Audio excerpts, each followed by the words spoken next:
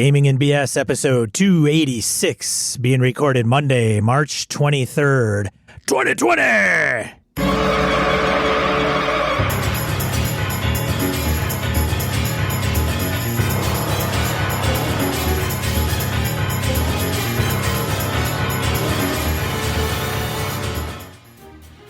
Welcome to Gaming and BS, a tabletop RPG podcast. I'm Sean. And I'm Brett. Welcome to the show, folks. Welcome back. Hope everybody's healthy and well and dealing out there. Yeah. It's tough, man. Yeah, crazy times, right? So, Sean, I'm going to ask you, do you know anybody right now who is infected with the virus? I do not know of anybody personally. I am one person removed. Yeah. One of my coworkers' husbands has it. That's dodging a bullet. Yeah, and it was like, I haven't seen this particular person in quite some time. Traveling, vacations and stuff. And person hadn't, her husband hadn't traveled much at all. Been anywhere crazy. Hadn't left the state. And there you go. And it's this is going to be one of those things where it's a matter of time before someone you know, you're going to know somebody who's directly impacted by this. It's going to happen. I saw a mathematical model that said it's doubling every 3 days, which I don't think is too entirely off the mark. This is why I was an English major. Never tell me the odds. Yeah. But, we want to bring a little levity to the current world situation. But nonetheless, just before we hit the air, Brett, you mentioned you're going to run for your home group online this weekend, right? Yeah, there's a bunch of us, my home crew. Zave's wife has immunity issues. JR has had some serious health problems. My buddy Alpha's wife is a nurse. There's a lot of people that are connected and have problems or so on. My oldest daughter works at the VA in town here in Madison. She's a nurse. So there's a lot of good reasons not to get together and mingle it up right now, especially when, fuck it, we can get online. We were talking with a couple of our buddies about, hey, maybe we just need to get on and hang out, do a Skype, drink a beer virtually together and just bullshit for an hour.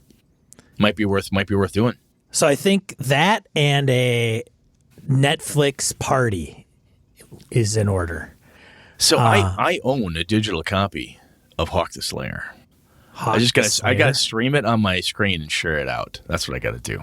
Well, and I'll get in trouble for sharing the film. That's one way to do things. Netflix Party uses Chrome. It's a Chrome plugin, and you can create a virtual. So once you launch Netflix, and then you can, through that extension, I think, create an invite, and then it brings everybody into a chat room. Oh, okay. So you're streaming the movie in real time, and then on the right-hand side is a chat. Just bullshitting. So I was thinking maybe doing Lord of the Rings or The Hobbit or something goofy. There's some fun stuff out there, man. And just let it run, and people can come in and make. I want to theme. We could do MST3K on. They did the return and stuff. Right, something to that effect, but it has to be like role-playing game, like everything referenced in the chat. No, I'm saying MST3K on Netflix. If you sure. if you want to be meta about the meta, we could MST3K and MST3K show. Yeah, we could do that. Anyway. But that's something I wanted. I was either going to put on the GaryCon site or just put it out to the gang and the BSers on the forums or Discord. But we'll do something. We'll get something on the calendar where for a couple hours or something. I got time this weekend. Yeah, what else am I going to do? I've got some games. I got, let's see, I'm playing in Paul Wolf's Labyrinth Lord 2-hour session. And then I have... Let me know how that goes. I've been interested in Labyrinth Lord as a retro clone. I started eyeballing it.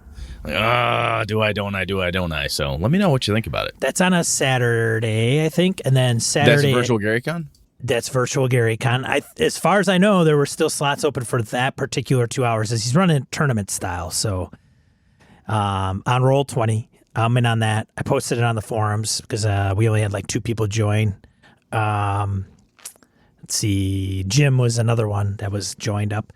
And then Saturday at 8, I'm in Hobbs's game, whatever. I can't remember what the title of it is, but he runs typically BX. So 8 to like noon. I think that's a 4-hour game he's running.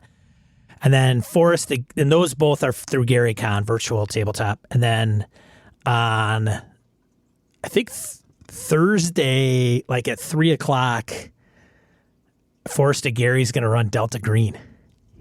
Yeah, baby. Nice. So I think that's all I have really set. So somewhere I think on the virtual con, I was thinking about scheduling something like a watch party or even just a lounge. Just set up like a hangout and people could just click the link whenever they're not playing and they could come in and bop out and bop in. And yeah, whatever. You do whatever you want, man. Honestly, it's a free-for-all. Yeah. So we'll see. If we put that out there, obviously it's time-based. So if you listen to this in a week or not live, you might miss it. I'm going to try to get the episode out tomorrow, Tuesday the 24th. But nonetheless, hope everybody's doing well. We did a check-in on the forums, making sure everybody's doing all right and everybody's going through their own challenges. So don't be afraid to reach out to somebody you know and say, hey, man, I got a problem or feeling down or whatever it is. Let people know what's going on with you. A lot to cover. So let's move get on, into man. announcements. Yeah, any announcements? The survey's still up. It's going to be up for another week. So get out there, take a look. Sign in, give us some feedback if you haven't already. For those of you that have, thank you very much. Already talked about Virtual Gary Con. Virtual Gary Con we mentioned. Yeah. I think let's go into Random Encounter. Yeah, baby. Random Encounter, segment of the show where we field emails, voicemails, comments from social media. Got a lot this week. You want to start, Brett? You want me to start? I'll start. First one's so, short. Yeah, Charlie emailed us about his ideal game group. He says, in my ideal game group is 6 Jeffs that are completely wired on caffeine and fired up about politics. What could possibly go wrong? Yeah, baby. I think Charlie is either insane or able to tell, or do. He's got some superhero quality. Man, be careful what you wish for. Exactly. And I'm telling you, 1 Jeff's enough. You get 6, dude. It's a lot. They all got to play Paladins, too. Right. All right, man, over to you. All right. So Frank writes in about innovations in RPGs. I love the episode about games catching up with technology. I've been very interested in how to use technology to make gaming at the tabletop easier and more exciting. Way back in 2015, I was experimenting with the multimedia and interactive capabilities of Adobe Acrobat. V programming is actually very easy. Anyone who publishes PDFs with layers should know how to quickly and easily create an interactive PDF. I find it a little surprising still that not too many publishers and designers take advantage of this media. But then again, maybe it's not so shocking since many publishers still don't include digital bookmarks in their PDFs. Attached is a proof of concept that I created in 2015. It's only a small 3-room, 1-page dungeon, and it only shows a fraction of what is possible, but I think it still shows where we can go with this medium. I think you may have inspired me to look into this idea once again. Thanks, Frank. Cool. I don't know. I have to double check and see the link that Frank included. So, okay. But yeah, that's No, it's good stuff, man. I think sometimes we'll talk about something or we'll bandy it about, and sometimes if the best thing it comes, a creative person like Frank or any of our listeners can say, hey, you know what? I think I could do something with that. I think I could make my stuff more user-friendly. You don't always have to wait for the other person to do it, right? So if you've got an idea to make your gaming material easier, like if you're writing your own adventures and you're cribbing notes and stuff, you got some skill in that, hey, why not, man? All right. Thank you, Frank. Good stuff.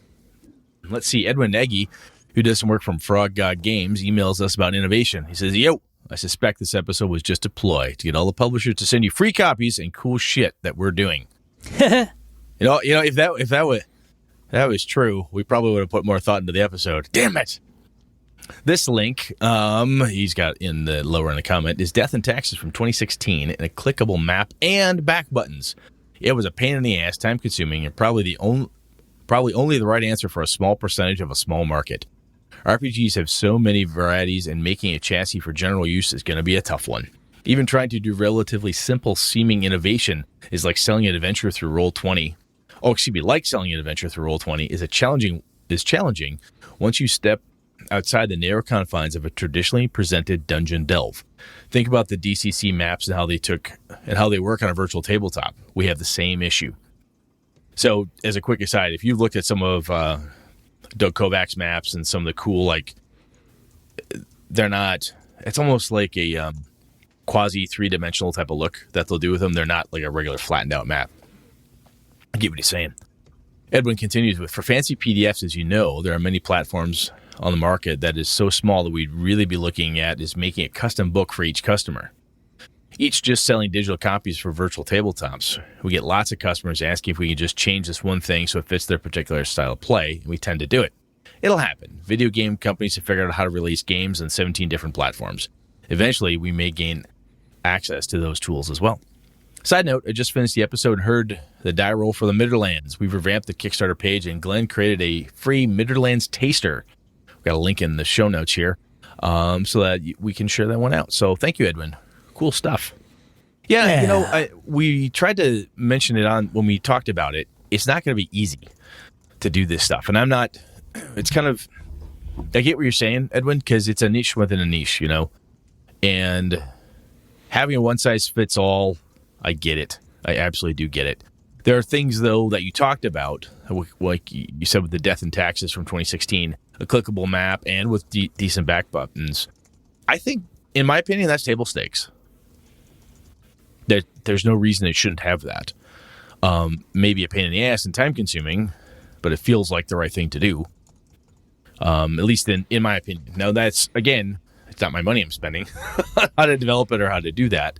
But it feels like that type of thing when it comes to PDFs should be table stakes. It just should be a thing that you have. That could be a standard. I think one way for companies to develop a standard is like Frog God, to say all of our PDFs have these features. Boom. And whatever those features are, you move, oh yeah, but I want this. Sorry, we only have these extra 5 features in our PDFs, or whatever the case is. That's a way to go about it. Right or wrong, don't know. And I'm not head of Frog God Games, so I'm not sitting down with those dudes right now and yakking at them, but it's an idea. You can always have 2 PDFs. You can have one, hey, here's a PDF. It's not marked up. There's no bookmarks. There's no hyperlinks. We're just done, threw it up there. It's basically just a scan, just a very fancy scan. $4, $5, whatever. Here's the enhanced PDF. Define whatever that is. $10. $10. Let the market choose what they want. Yep. Call it a day. If you could do that, if you have the knowledge and it doesn't cost you anything. And if there's a cost, try to make it up on the price. Like, I'm totally fair with it. I'm totally down with that, yeah. Yeah, honestly, if an enhanced PDF had those features, clickable maps forward and backwards, they said, look, this PDF can't be $4. It's gotta be 8, 10. Fuck yeah, I'll pay that. That wouldn't bother me at all if it's got those features to it. Next. All right. Corey Man of War emails us about innovations in RPGs. Greetings, gents of gesticulating BS. Just listened to the episode number 284 and thought I'd offer some feedback the email way. First of all, sorry not to see both soon due to the malignant pestilence affecting what we do based on its spread. Stay healthy. Oh, excuse me. First of all, part 2, addressing Brett's Monster Manual multiple book thingy. I'd recommend getting some of the Gale Force 9 monster cards for 5e so you could just pull out the cards you'll use so you don't need to have the books open. While the cards aren't perfect, they do an excellent job and they do cover all CR ratings now, as well as spilling over to additional books like Volo's Guide, and I think some even feature the adventure books. The cards are helpful for me since I don't run 5e regularly, but they do speed up what I'm looking for. Not much prep, just grab cards and go. I like that rather than flipping from book or electronic device, etc. The cards are there, and I just vary up the monster stats on the fly if needed to make them feel more individualistic if multiples of the same monster are used. I don't know. I'm going to do a quick aside, Sean. I do not know why, but I'm not a fan of cards. I'm not. The dudes at my table, if we're playing 5e, spell cards, this card, that card, they got cards all over the fucking place. I don't like them. I don't know why. I think I got to try it. I think there's one of those cases where I need to take it, implement it, much like saying, I don't know if I like music in my RPGs. I need to try it to see if it actually would do what Corey's saying. Because I don't doubt Corey. He's a sharp dude. I've gamed with him before. He's a smart man. And I think it's worth a shot. Instead of whatever my distaste for them is, which I can't even put my finger on, I think it's worth trying. So that's a good idea, Corey. I use cards for Star Wars FFG, and I saw a method I think I got off of Reddit. And the reason they come in really handy is if you get like stormtroopers, their stats change depending on the amount of stormtroopers you have. Oh, okay. Yeah. So it's, if you are really good and you can do it on the fly, you could just look at it and go, okay, I have 5 stormtroopers. So instead of 1 green and 3 yellow, I now have 3 green and 5 yellow. Okay, great. Right. It's for my weapons skills. If you know, however, that scales. If you put them in a card protector, a guy used dots, green and yellow dots. So the first row would be 2 stormtroopers. Second row, 3 stormtroopers. Okay. Third row. So if you just count down, okay, 5 stormtroopers, because as they get nailed down and whittled down, their stats change. Okay, got it.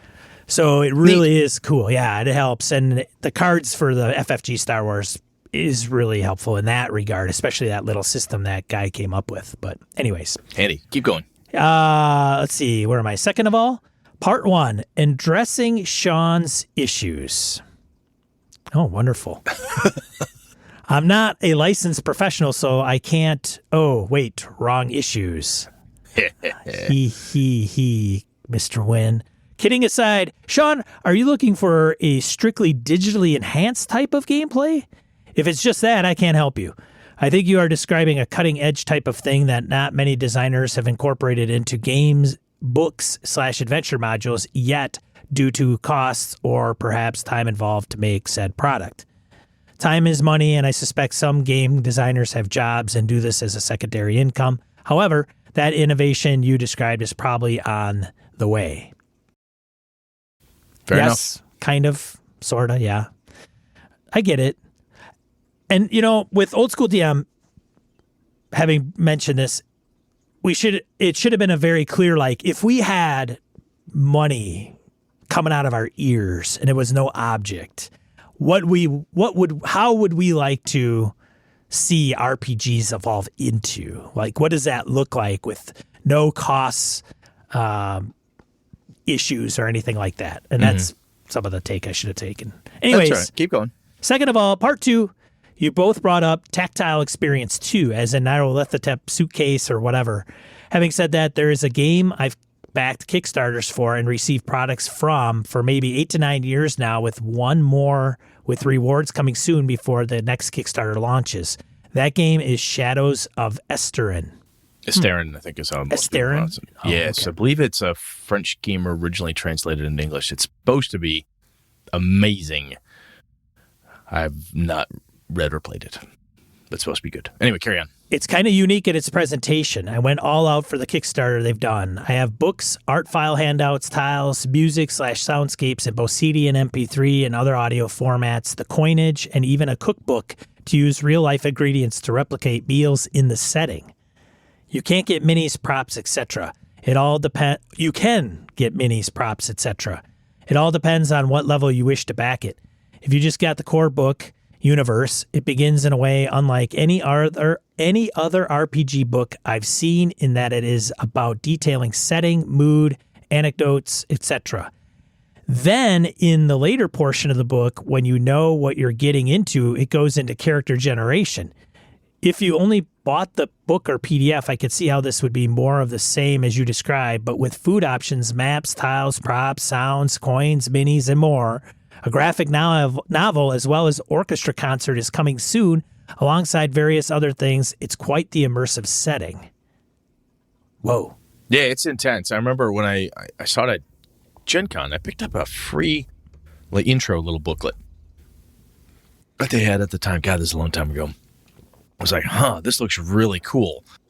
But the thing that drew me away from it was I wasn't sure if I could get my group to play it, which is probably the thing that should have stopped me from getting in on Invisible Sun, by the way. Anyway, yeah. But I think This is, I'm really glad Corey brought this up because in my copious spare time now that I can't leave the house, I might have to look back into this. Continue on, Sean. Continue on.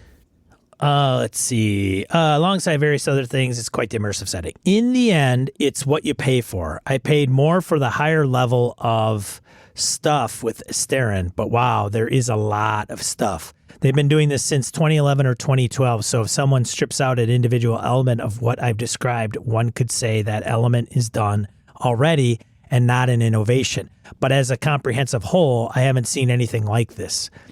They even have themed boxes and blank journals ready for that note taker / artist of the PC group who wants to use that stuff. Best part, all maps, tiles, room sheets, game aids, tactile elements not only are in their own physical folder separate from the main book, they are also available as electronic PDFs, etc. So you don't even have to use the physical rewards if you don't want to. Just use the digital ones or print off what you want and queue up the MP3s or whatever you wish. The game is described as Game of Thrones meets Cthulhu meets Ravenloft. It will be a while before I can run a game of Shadows of Esteren due to my existing Hyperborea campaign, but I sure would like to play in one right away and run one in the future. Oh, and the art is fantastic and evokes a great mood. Just throwing that game out there in case you never heard of it. Hail and kill, Mr. Man of War, Corey. Cool. I'm glad you brought it up, Corey, because I had forgotten about Astarion. I just did a quick check on drive-thru. There's if not everything's out. There's 17 different things out there at least. All the stuff he's talking about, the universe book, the travels, occultum, all sorts of good stuff. Cool. We'll put a link in the die roll for people to check it out. Yeah. Definitely. All right, cool. All right, what do we got next? So you got to say Dirtilus, aka Dan. That's how I say his name. Dirtilus, a.k.a. Dan, emails us about sound and innovation in RPGs. Hey, BS, let's talk about audio in RPGs. This will flow over a bit into innovations. Alexia, tell Tabletop Audio play Dungeon 1. Sean, if you don't even have to push a button. Alexa, play Star Wars soundtrack. Everyone starts to start at the table. Yeah, you get the deal. And to F with the party. Alexia, play Big Bad Monsters kills the PC playlist. I like background audio. I think it helps set the mood. I don't even have to get up or push a button to get it started. So I'm really hoping somebody out there has this playing loud in their living room and their Alexa kicks in. Which is what Joe Swick and Wayne and I did when we went to Sean's place. We tried to get his Alexa to set alarms for like 3 a.m. because we're a back of dicks. That's what we are. Anyway, he continues. Fantasy Grounds, just about everything you said about maps has just about everything you said about maps. Online, it works great. Click the peg on the map and share with the party, and they see the trap. I have some videos of people using a TV to reveal the Fantasy Grounds map to the party. Haven't tried it, but I'll be looking into it. I use a Samsung tablet for adventures, but like to have a map out for players to look at and use. I like maps. Dan. Dan, there's something really cool. My buddy Alpha and Nick in their game rooms in their basement, they have TVs on the wall that we can Bluetooth in, and if I've got a map, I throw it up on the monitor basically so everybody can see it, a big flat screen, or we'll play video in a Bluetooth surround system or blah blah blah blah because we're at that point where we buy crap like that for our hobby. If Fantasy Grounds, if some of those have really cool map tools like that, it would be really interesting to use an online Fantasy Grounds scenario to enhance your tabletop gameplay, right? Even if you're just doing theater of the mind or whatever, that could be kind of cool. I like this theory. I like this, Dan. Thank you. Yeah, thanks, Dan, man. Over to you, sir. All right. Blake Ryan.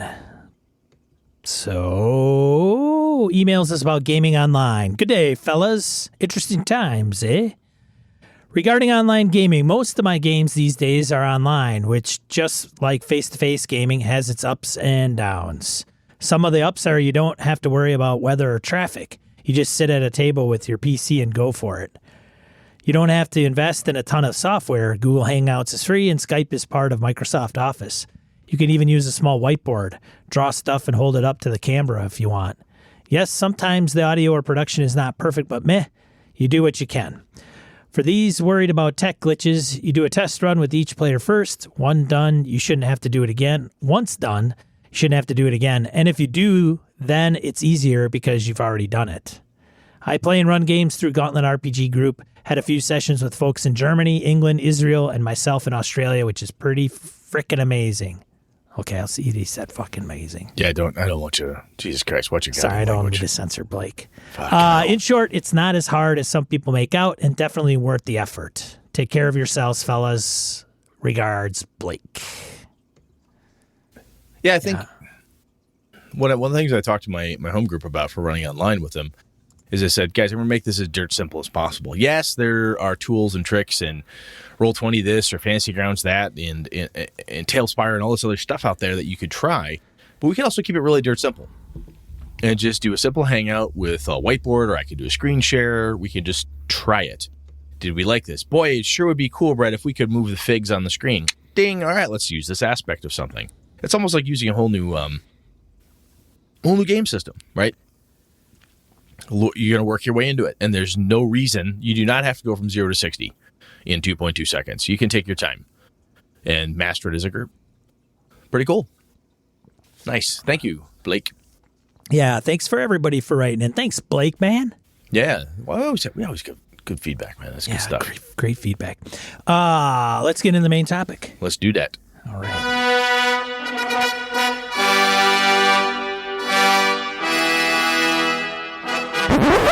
All right. So one thing I want to full disclaimer. We posted the topic out there and a lot of people had already chimed in. I just didn't have time to port it all over into the episode. Oh. So if you want to reference it, Brett, I could send you the link. You might have to. Well, you're going to have to reference it. So we talked about what we want to talk about. Sky on Discord had mentioned, hey, don't make encounters about combat. What's our thought about that? And I talked about this a little bit last time when we talked about what's coming next. And the idea is, whether you're designing an encounter, writing an encounter, thinking of something as an encounter, oftentimes, at least for those of us who play D&D, we think encounter, we think swords, fighting, smash, kill, blood, And I don't know. We put a lot of time into designing those encounters. And I haven't had a chance to check the forum stuff, Sean, so I apologize. So if there's some good pieces in there, please let's jump over there.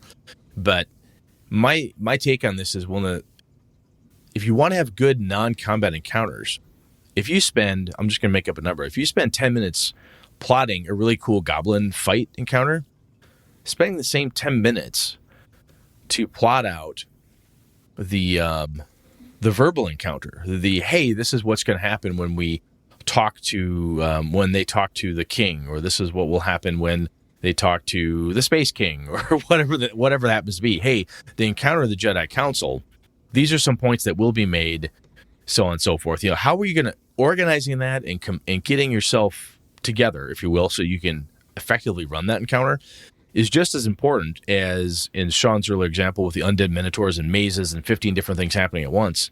Social encounters, anything that's non-combat related, quite frankly, can be fairly complex.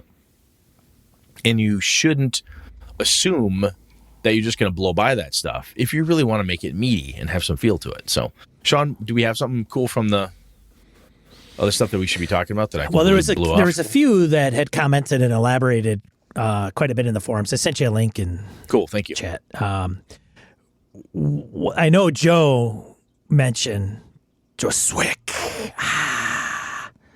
He said something, no matter what encounter I want to give my players as they travel, I always make the players roll a d20. It makes them think that something good or bad could be happening, when really either way it could be both, depending on how the conversation between the PCs and the NPCs they meet. For example, they were traveling down the road and rolled a 10 on a d20. They encountered two guys with a long pole and skinned animals hanging from it. They passed by each other and ended up buying meats from them. The encounter did generate one of my favorite couple of lines recently, which he says, NPC, hey, you want to buy anything? Gestures at the meats. PC, how much for that pole? I want the pole. I don't want the food. I love it. Beholder's Horde threw one out there as well. When I build encounters that may have particular slant towards battle or non-battle, but players will always have a way of switching it around 50% of the time. So when I build any encounter, I don't presume too much. I really never know which way the players will go in my group. So I just build encounters and direct the consequences or rewards from there. which is a damn good point, quite frankly, because you could say, hey, this is going to be cool. They're going to meet the Jedi Council. This will be great. And that one player decides to go, I am a Shadow Sith Lord, blah, and he attacks Yoda. You're like, really? Really? That's what you do? So craziness can ensue at any given point. All right, who's up next in there? Eric Salzwedel said, I believe the straightforward answer is yes, you should have multiple types of encounters that allow the party to exercise their array of skills. Each archetype is going to excel in various areas. It is also important to know what your players want. Maybe they want more investigative / role-playing, or perhaps they just want to see how high they can pile up orc corpses. It can also be fun to give the fighter types a technical challenge where a big to hit bonus and lots of DMG isn't useful. This could be on purpose or a happy accident. A more recent session I ran was interesting because they left the smarter character outside to protect their transport while they sent the two toughs in an abandoned fuel depot to see if they could get the fuel transfer system back up to fuel their spaceship. Interesting. Yeah. Whoops. So there's a cool theme going here, and then we go, and I'm saying that because Laramie Wald comes in with, I agree, don't make combat encounters, don't make non-combat encounters, make situations and see what happens. Which, of course, Eric says this is wisdom. Yes, allow for different success paths. If the characters want to sneak around the ogre, give them a chance. If they want to offer the halfling or bard a snack or payment for passage, see how that goes. So I think and this is really cool because this adds back into my earlier comment, right? You want to put some time into stuff. And if you look at, I think it helps to even set my initial comment maybe a little bit to the side to a point, is that, like, look, if you're going to sit down and make a non-combat encounter, like, I really want this thing to be a big social event, you need to put some time and thought into it.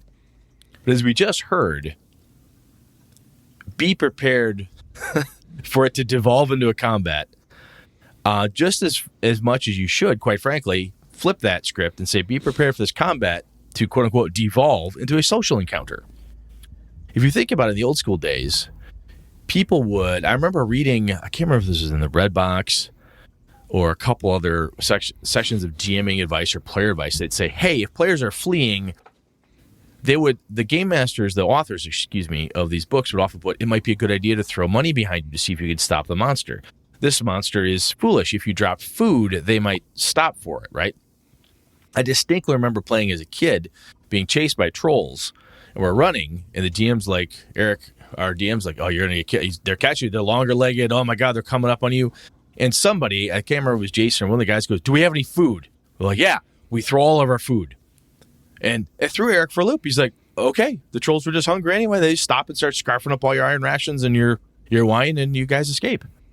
Thank God. Because we're second level. We're going to get our asses handed to us by this pack of 6 trolls, right? So that it went from a combat encounter to a think on your feet, how do I avoid a combat encounter, right? Just as much as those times when the players go to talk to the NPCs, the NPC says something a little sassy, and one of the players cuts his head off. And the next thing you know, you're in a brawl with the guards type of thing. So I really like all that feedback on the encounter piece. Because what I think this does is it puts a finer point on my earlier statement, is that whatever type of time you're spending, don't focus on just one piece. So I want to amend my earlier comment. I think this is don't focus on only combat, don't focus on only this other thing, because I think what that does for you as a game master is it locks your brain in, this is how this is solved. John? Well, yes, I agree. And I think what game masters should do, and I think a lot do, whether they do it purposefully or inadvertently, is create problems for the player characters and then allow them to come up with the solutions. So if we stop ourselves and say, oh, this is definitely going to be a combat encounter, unless there's a written dialogue of ambush or wandering monster or whatever. The dragon is swooping to it's coming down to kill you. Right. This monster is going to kill you. Right. Yeah, that's a combat encounter. You could definitely etch that in stone. Oh, yeah, because as a game master, you can force combat. Right. These goblins will fight to the death. These wraiths will not leave the room, but the undead are not to talk, right? In this case, whatever. But oftentimes, I think the players have to, and the party has to engage with different individuals to obtain knowledge, whether that's Call of Cthulhu, they got to go to the library, or they need to seek a third party that has knowledge of X or Y, and the party doesn't. That's going to be in an encounter. That's the way we need to look at it. So how do you position that encounter? What are the motivations of the person, the NPC, and what are the motivations of the player characters? And then how do you negotiate those? In some games, it's very easy. You, as a game master, adjudicate it. Like the OSR, right? You're not going to do a lot of, well, give me a diplomacy check or whatever. It's going to be library skill roll. Although I could argue that the original Call of Cthulhu is very OSR-y. But anyway, carry on. But it's going to be a matter of, does the argument that or the approach that the party takes make sense? Would it feasibly change the mind of the NPC to kind of relinquish the information or point them in the right direction, right? Where in some of the more modern games, they're going to be based on, well, if the party is successful at diplomacy, then they move the attitude of the NPC Up, in a down, positive, whatever. up, down, a positive or negative approach, which is fine, and that's how you adjudicate. However you adjudicate it, the point of my tirade here is to say, hey, when do you think they're going to run into something where they're going to reach out to a third party? That's going to be an encounter, and then how do you see that encounter taking place? Yeah, I think you were saying that, this hit me as I'm thinking, listening to you and thinking about what all the other guys have just said. There's a thing that's kind of perhaps a metagamey thing, perhaps a coaching, a pushing thing that as game masters or as players, if you're on the other side of the screen, you can do this. When you are you bump into X, whatever that X encounter is. And sometimes in a Call of Cthulhu, for example, my players will be like, okay, we need to go and get some data. I'm like, well, okay, so are you looking to use like library skill to try to baffle the librarian with your bullshit so you can get in the stacks? Are you trying to use bribery because you're going to slip her some cash? Or maybe you just want to like fast talk her. What do you think and how you guys want to approach it? Or maybe something totally different. And what I just said is damn near an exact quote or a really good example of how I do that in game. Because what I'm trying to do is coach the crew to say, these are some things you can do. I know these characters oftentimes say, Sean, I mean, you're the face. You could do the fast talk thing, or Wayne, you've got plenty of cash. You could pull bribery, or, Joe or Eileen, you guys have got the library skill checks. I mean, you could attack it. How do you guys want to go about this? You want to team up? What do you want to do? And by setting the scene and when you're asking the players how you want to deal with a thing and giving them X number of options, you're planting seeds in their heads of really good ways to do something. Or sometimes you can be goofy and say, do you want to do this? Or you could just punch the librarian in the face. You could draw a gun and threaten her. Do you want to do that? You want to do intimidation? I was like, oh, for God's sakes, why would you intimidate a librarian, Brett? You moron, ha, ha, ha. Yeah, that'd be funny. Yeah, pull a gun on her, ha, ha. But you can do the same thing with your combat encounter. You come around the corner, you describe the kobolds piling something up, or they're arguing amongst each other, trying to drag this heavy chest. They see you, they brandish their weapons, they snarl and bark at you in their kobold language. They don't hear speak kobold. Yeah, okay, give me a quick language check if that's the skill or whatever. All right, they say, oh my God, who are you? Back off, don't touch our chest. Through doing that and giving more information, someone in the party is like, oh, they didn't say attack and kill. The kobolds with their spears and their bows said, back off, don't touch our chest, this is ours. They are not interested in a fight. Those words are not, come any closer, we'll skewer you, or get them, kill the earthlings, kill the surface dwellers, right? Or the Martians, don't say kill the earthlings, whatever the case is. The words you're using to describe different things can take an encounter and I think help push it towards combat or away from combat, or towards a discussion or away from a discussion. Does this make sense, Sean? It does make sense. And I think as players, on the flip side, if I'm describing something, if I describe the kobolds and they're barking, yipping, they've got their spears and their bows out and they look all threatening, and Sean looks at me and says, well, I speak kobold. What are they saying? Oh, says Brett, Sean's interested in doing something besides just stabbing them. As a player, Sean is asking me, what other data do we have? Because I don't know if I'm supposed to fight or if I'm supposed to bargain. Or maybe there's data to be had here, because God knows why you're in this ancient dwarven fortress anyway. Perhaps there's I say, I will not touch your chest. I will give you more gold if you tell us where, Throndor the Mighty was buried. Or whatever the fuck it is you're actually looking for. I mean, all that's possible. But I think as players, as you ask questions about whatever scenario is described to you, and game masters, if the way you describe it and set the scene, is very helpful. The other piece, my buddy Alpha is really good at this, is he likes to play with a grid, so we always have the minis out, we're always going. He sets the minis down, tactically places everything, us plus the bad guys or the NPCs, whatever it is, regardless of if it's going to be a fight or not. And he does that because if the minis only come out when the DM's going to fight, we all right, start rolling for initiative. Minis are out, initiative time. And again, it's the signals you're sending. And I think that when you're looking at that encounter, and you're spending your time on it, what signals are you putting out? Because you're like, boy, this would be a really good time for them to talk to the Jedi Council. Well, if you set it up when they went to go see the Jedi Council, all the characters were stripped of their arms and armor. They were escorted by surly, guards. One of them was cuffed upside the head and said, "You will speak with reverence to the Jedi Masters." If they were roughly and poorly treated, this is going to change the direction, right? How you're setting that stage can help a lot to help the players, I should say, to understand that there's more than one option.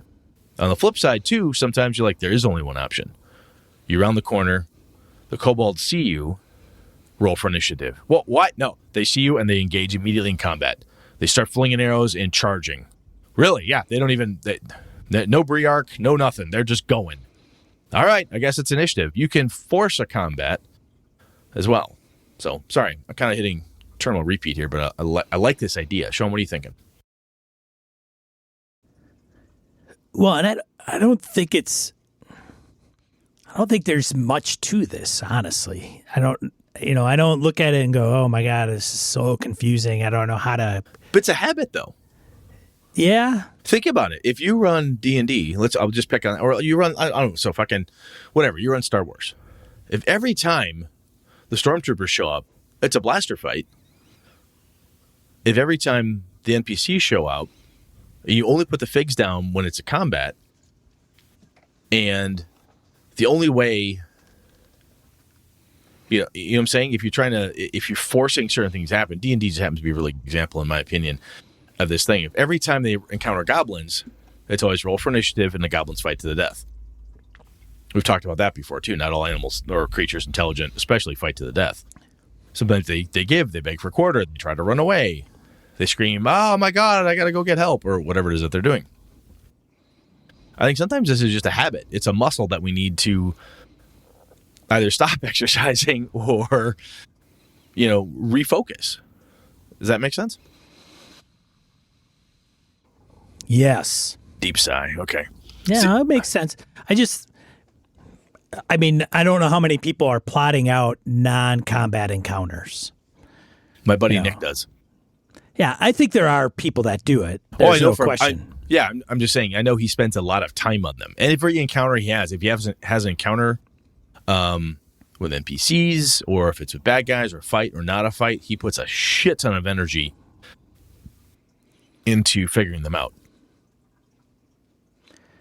Well, and I think it depends on the game you're playing, too, how some games are incentivized by combat and gold.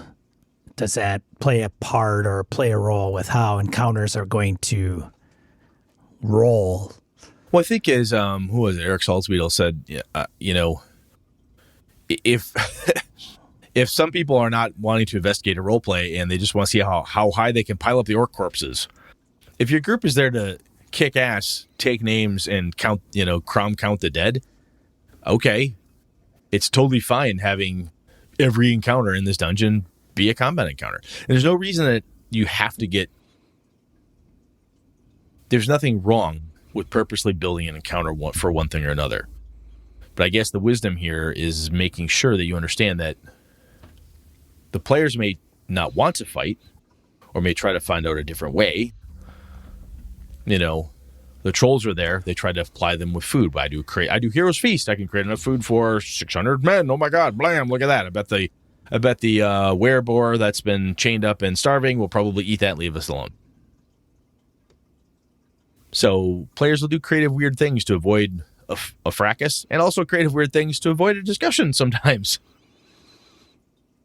So how do you handle, Brett, when it's a more social-based encounter, right? You have a non-player character, certain motivations, doesn't want to give up the information. Maybe it's after a combat and it becomes social because the party's going to interrogate him, or it's going to find research or whatever that is. Do you have the player characters kind of pitch their deal and go, oh, based on their pitch, yeah, okay, I could see how that's going to sway this person to give up the information? Or do you go to mechanics? How do you adjudicate it? So, I get to pull a Sean. It depends. And here's where it depends. Oh, I know. So sometimes, even the same group, you could be playing with the same group of men and women.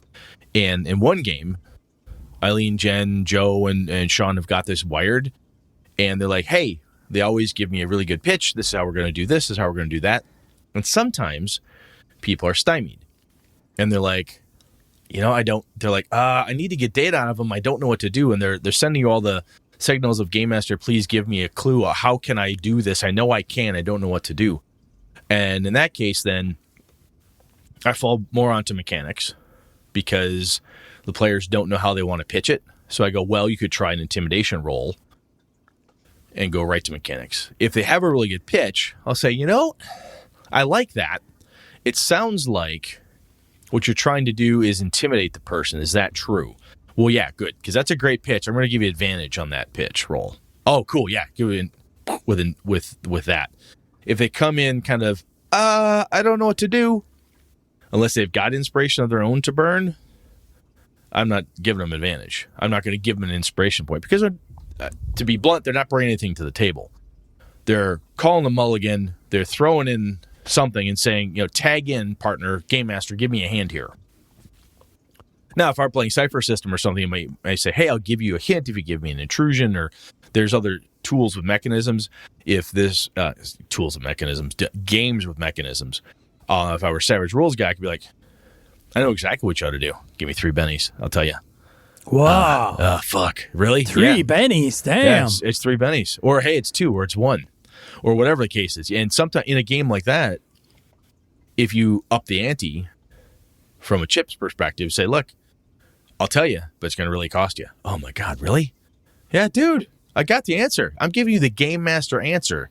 You give me 3 bennies. Oh, all right, here you go, slot. Oh, we should have thought of that on our own. Well, next time, maybe you're smarter. Click, click, click. Can I put them in my pile? Or in Star Wars, you've got Later Darkseid.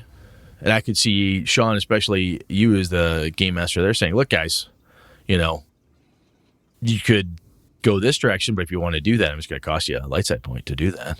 You give me a light side point, I'll give you a really solid clue. All right, fuck it. We're stuck. Give me that.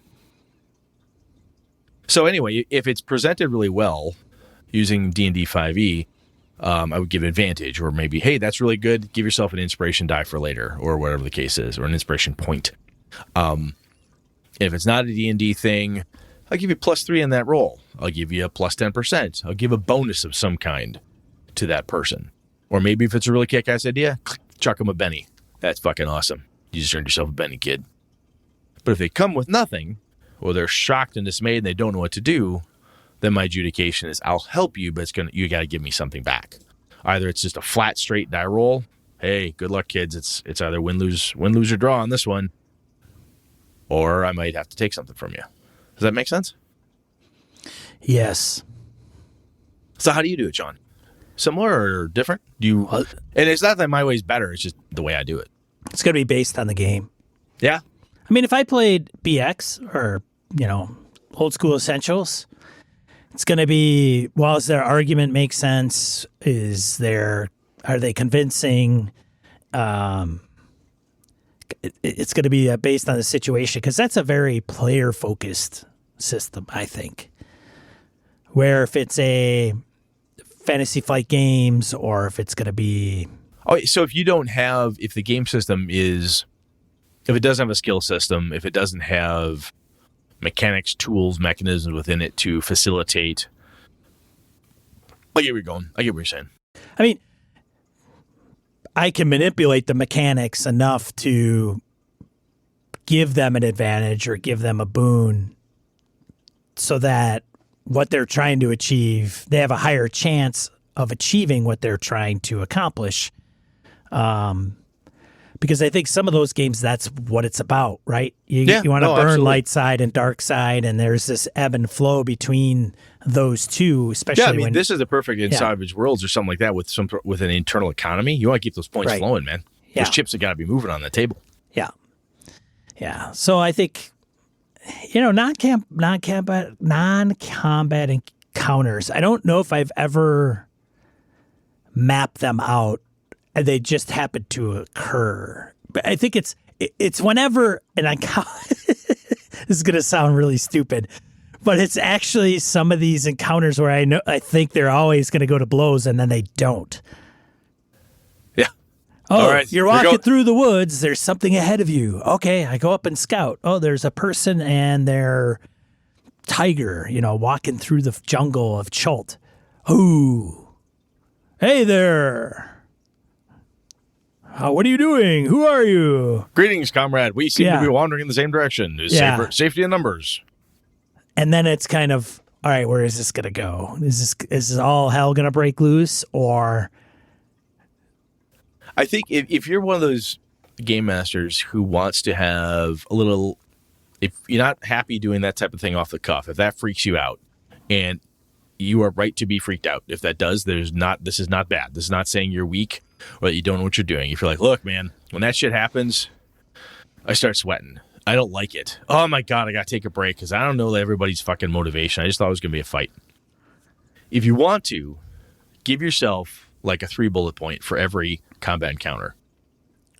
Will they fight to the death? Will they talk? Can they be bribed or bought in some way?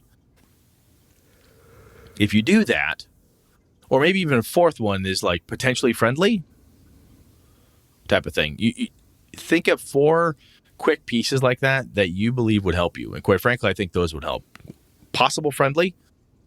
Can they be bribed, bought? Will they give information for something? Do they fight to the death? That type of stuff. If you can give yourself a couple quick bullet points, you don't have to have a huge fucking background on the lady and her pet tiger walking through the jungles of Chult, or the dude carrying the baby through the jungles of Chult. You don't have to have a huge background on that.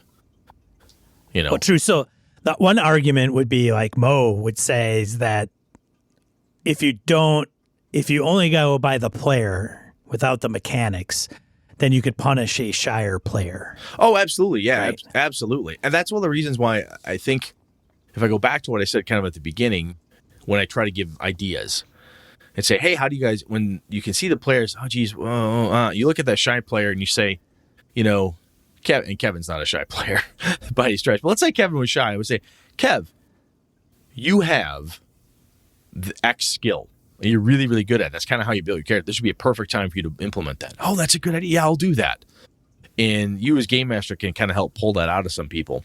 And if you have a non-comp or any kind of encounter, if you've built it in like kind of as they do in 5e and other ones, like a successful diplomacy check would get you something, a successful skill check if there is a skill check. Another one, I guess it's kind of almost a, how do I say this? It's a, what are the conditions for a non-combat to occur? Or what are the conditions for a fight to occur? And some of this is like, you know what? There's no 2 ways around it. The goblins are here to fucking fight, and you can't talk your way out of it. They're just going to attack you. Sure, you can have a unpleasant back and forth where they insult your mother and throw feces at you, but eventually you're going to get stabbed with arrows unless you do something. You can totally do that. So I've got another scenario we haven't tackled. What's that, man? The room. The room. What do you mean, the room? You walk into a room. It's got tiled floor, There's a mural on the sides of the walls. Is the room dusty? Does it look moldy? Is the mold kind of yellowish There's and a cast? smell. Yeah, it smells like burning. Something's like cinders. That's not good. Back It's out dark. of the No room. light. Back out of the room. Back out of the room. All right. Close the door. Close Go to the the door. next one. So we got no. Hang on. So no exposed flames, guys. Let's go. Who's got a light spell? Okay, light spell. We're gonna go in light spell. Can we do like a cast light on? Is there like a bed in there? What's in the room? Shit, we don't fucking know. Open the door. Yeah. The first thing we see, we're gonna cast light on it. So it'll illuminate the room, but The there's just a floor. magical light. Right. Just the floor? There's nothing else. God damn. Okay. How I about mean, the first thing you see. no? Seriously, I But that's an encounter, man. That's It like totally there's is. no. Is there anybody in there? No, you don't hear anything. Okay, what do I see? You don't see any being in the room. But now it's got its own thing. It's got its own properties. Take it out of the dungeon. Your guys are going on a shadow run. You broke into something corp, and Right. you're in the office. And you open the door. It's a bathroom. Okay. Stall doors are shut? One of them is. Shit. Crap. Fuck. What do we do? Okay. I have literally played Shadowrun where people spent 10 minutes investigating a bathroom that was empty. And then finally the game master looked at it and goes, it is 2 in the goddamn morning. The office has been closed. No one's in the bathroom. Oh, yeah. All right. Let's move on. Maybe they're looking for a place to stash something. I don't know. I don't know. But yeah, no, you're right. That's interesting. And the rooms are fun, especially in dungeons. Shit, hell, in a Shadowrun or even in a Star Wars game, you're looking around, looking for something. What's in this room? What's this? What's that?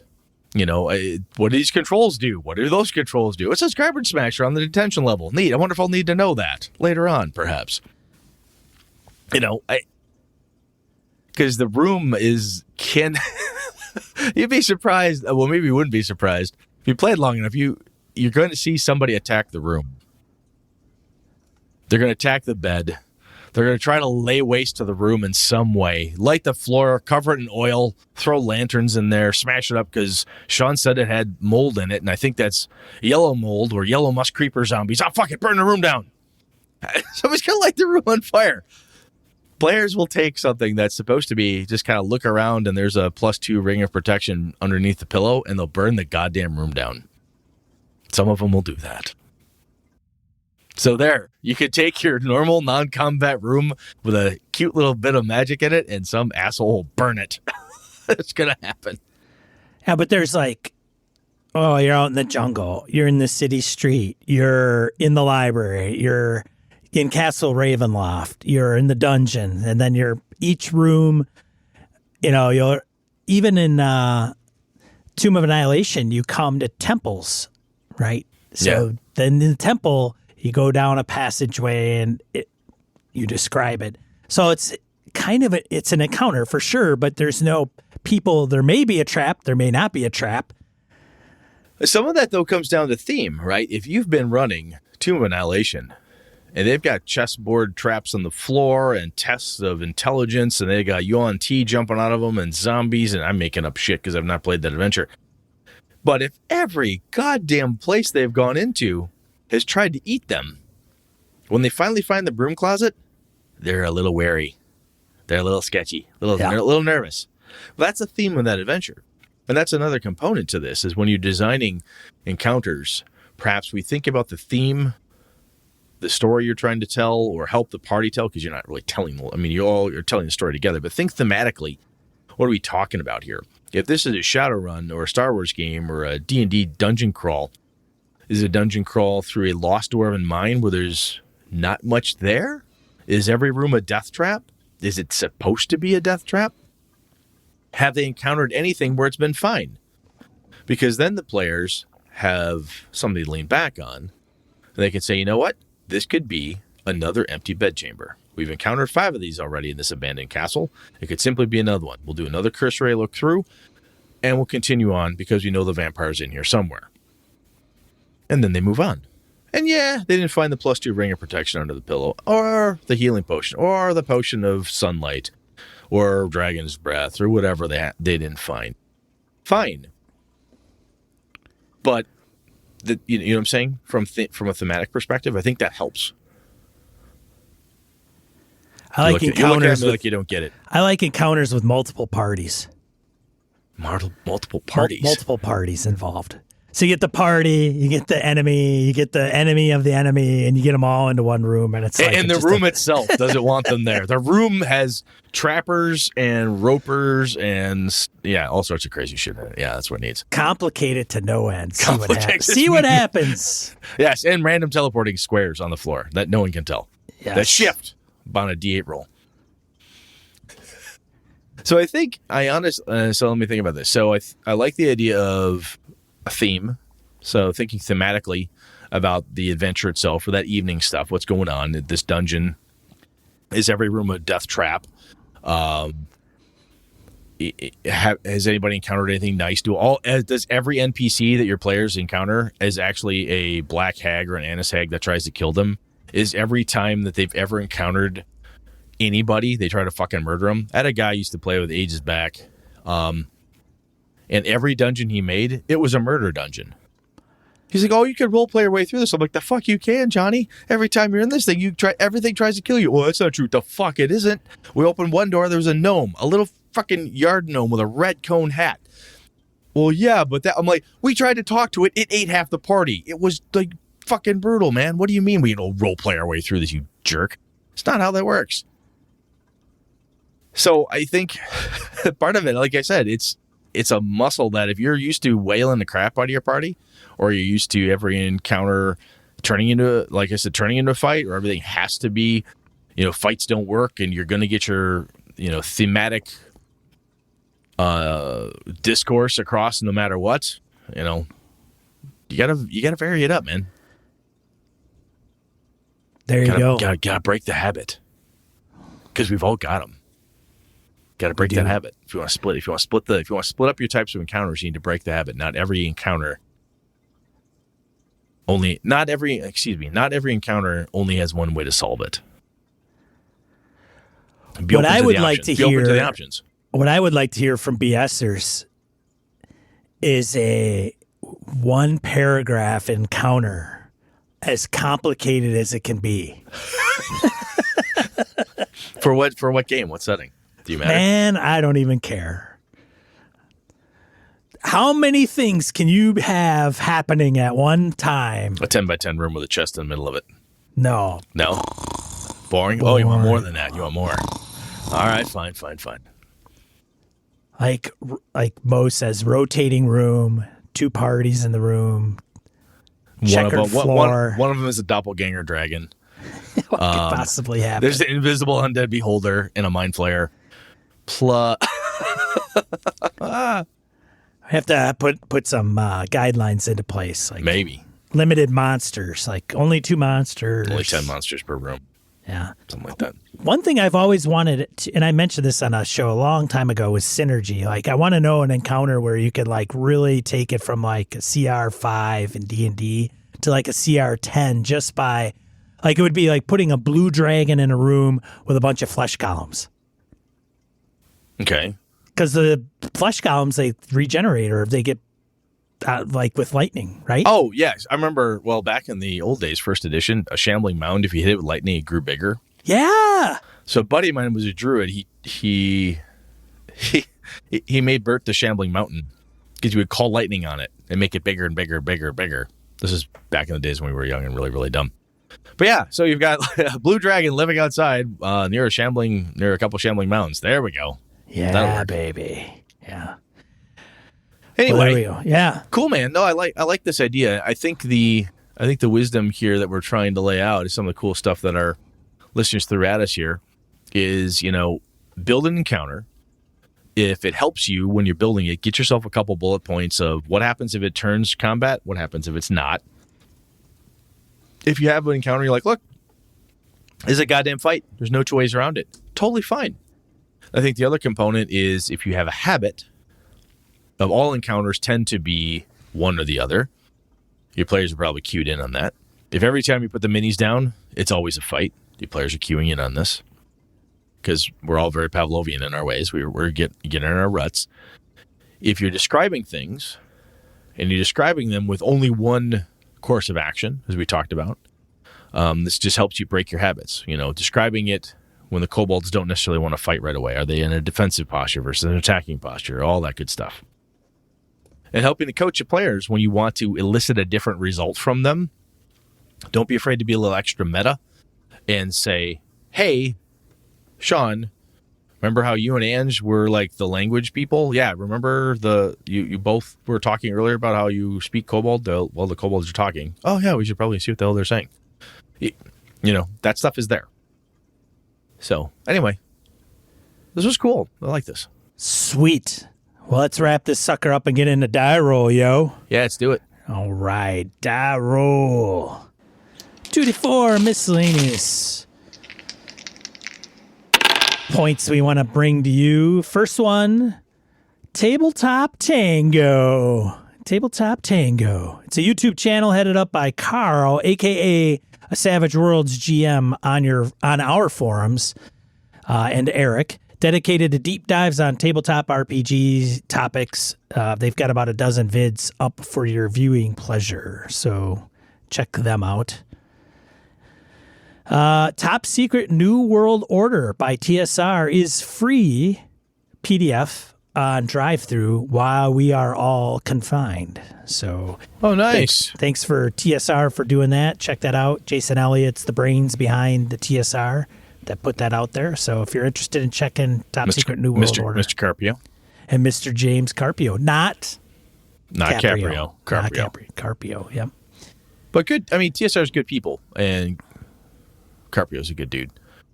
Chad Parrish from Dead Game Society did an adventure for him. Yeah, we love these guys. Check this shit out. Third one, Sleeve into Altered Carbon, the role-playing game. Article on Nerdist. We'll have a link to the article on Nerdist, and then they had a successfully funded Kickstarter. So if you're into Cyberpunk and Altered Carbon, I think season 2 is out now, and I think they got renewed for season 3. So yeah, season 2 is out. I've yet to watch. That's one of the things I'm going to do while in isolation. This is almost beyond Cyberpunk into, because you're talking about moving from body, consciousness moving, and it's pretty hardcore science. Or, well, I don't know if it's science, but science fiction. Bigger science fiction. Yeah. Cool. Fourth one, Chris Perkins. So if you don't know who Chris Perkins is, he's one of the infamous dungeon masters of D&D and member of the WotC crew. Mm-hmm. He reads the DMG on Twitter, and people are taking to it on Twitter. I have a link to the hashtag DND RNR. And I think it's just people picking out a passage. And he reads it? And he reads it, but I didn't hear the audio, so I don't know if he's reading it like Shakespeare. Well, speaking of, Sir Patrick Stewart is reading a sonnet a day. That's why. That's what they're doing. Yeah. He goes, if Sir Patrick can read Shakespeare, then we can read the DMG. So well, yeah, but I'll tell you, if you like Shakespeare and you like Sir Patrick Stewart, you listen to that because he's just fucking amazing. I love that guy. Anyway, Carry on. So check that out. Contribute to the hashtag. And then we'll have a link to the Asterion role-playing game that Corey Wynn mentioned in Random Encounter. All right. But I think that's about it for this show, Motor Scooters. Sweet. What are we talking about next week, Brett? Because we're trapped here. I think I still got the spare microphone. I might grab one of my kids. Uh-oh. Because we've been talking about having the kids on the show to talk about gaming, what they like, and so on. And we've talked a lot about kids in gaming and so forth, so I thought they're trapped here. I'm trapped here. I'm their dad. They don't have any choice. I'm going to make them get on the microphones maybe.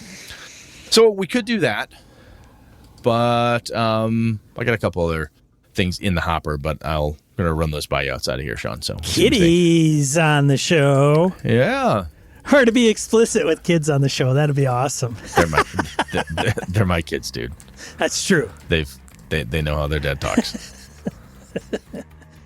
Do as I say, not as I do. No. Use certain words in certain occasions. Don't use them when they're not appropriate.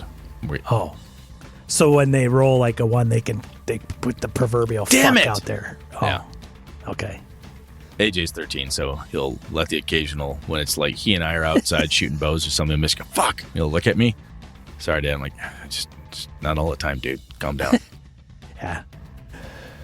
Alrighty then. Well, hey, I want to thank Digital Hobbit, Joe C., Laramie Wall, Mumfrey999, Old School DM, Dirtless, a.k.a. Dan, and Tabletop Bellhop for all joining us on Discord and Twitch this evening. Sweet. Thanks, everybody. Yeah. Otherwise, this has been an episode of Gaming and BS. I am Sean. And I'm Brett. Good night and good game and all. This episode of Gaming and BS brought to you with the help from the following BSers.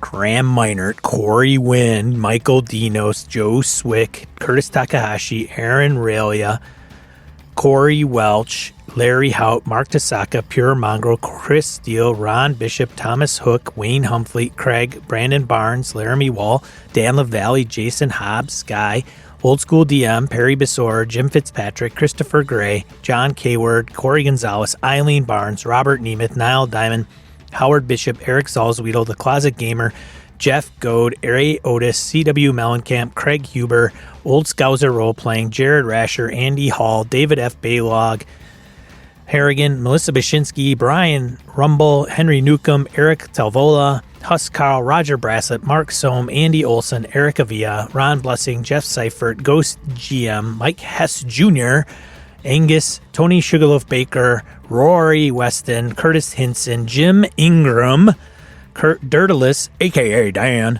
Chad Glayman, Finolf, Josh Wallace, Mirko Froelich, and Rich Wishon. Hey, do us a favor. If you've liked what you've heard on this show, go tell somebody about it. Have them subscribe or give us a listen. Head over to gamingandbs.com/subscribe. Thanks, BSers! This has been a Litterbox Studio production.